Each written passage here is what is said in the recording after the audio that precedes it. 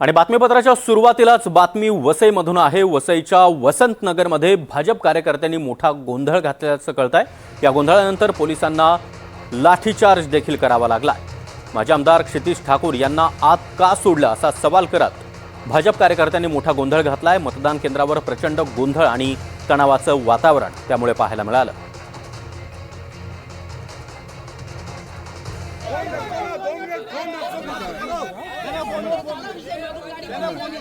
आणि या संदर्भात अधिक माहिती देण्यासाठी आमचे प्रतिनिधी मनोज सातवी आपल्या सोबत आहेत। मनोज, नेमका काय प्रकार घडलेला होता?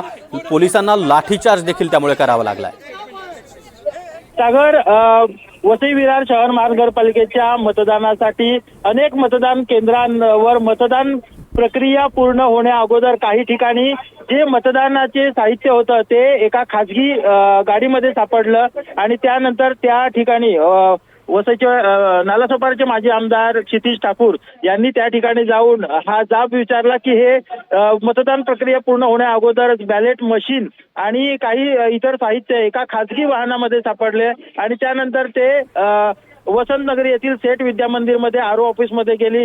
त्यावेळी इथे असलेल्या भाजपच्या कार्यकर्त्यांनी त्याच्यावर आक्षेप घेतला आणि माजी आमदार क्षितिज ठाकूर यांना आज का सोडले म्हणून त्यांनी गोंधळ घातला आणि या ठिकाणी मोठ्या तणावाची परिस्थिती निर्माण झाली। त्यानंतर पोलिसांना ही परिस्थिती आवरण्यासाठी पोलिसांना या कार्यकर्त्यांवर संतप्त कार्यकर्त्यांवर लाठीचार्ज करण्याची वेळ आली। मोठ्या प्रमाणात लाठीचार्ज करण्यात आली आणि ही परिस्थिती सध्या नियंत्रणात असली तरी संपूर्ण परिसरामध्ये तणावाचं वातावरण निर्माण झालेले। भाजपच्या कार्यकर्त्यांनी याच्यावर आक्षेप घेतला की क्षितिज ठाकूर यांच्यासोबत काही भाजपच्या बहुजन विकास आघाडीचे जे मतदार आहेत ते आज जाऊन मतदानाची वेळ संपल्यानंतर त्यांनी मतदान केलं अशा प्रकारचा आरोप करण्यात आला आणि त्यानंतर या ठिकाणी मोठ्या प्रमाणात तणावाची परिस्थिती निर्माण झाली आणि पोलिसांना यानंतर लाठीचार्ज करावा लागलेला आहे। सागर, नक्कीच मनोज, त्यामुळे मोठा राडा वसईमध्ये आपल्याला पाहायला मिळतोय। पोलिसांना